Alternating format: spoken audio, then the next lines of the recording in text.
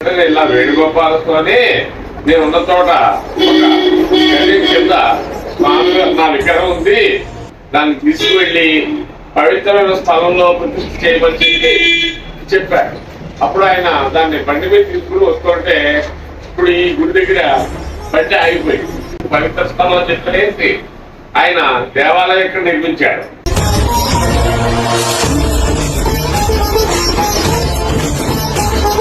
మన గ్రామంలో శ్రీ రుక్మిణి సత్యభామ వేణుగోపాల స్వామి వారి కళ్యాణ మహోత్సవాలు ఈ నెల 8వ తారీఖు నుంచి మొదలవుతాయి.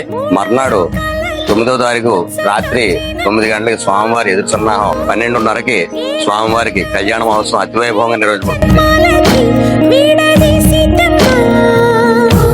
ఆ మర్నాడు తెల్లవారుజామున 3 గంటల నుండి స్వామివారికి ప్రత్యేక అభిషేకాలు, ప్రత్యేక పూజా కార్యక్రమం, సర్వదర్శనం.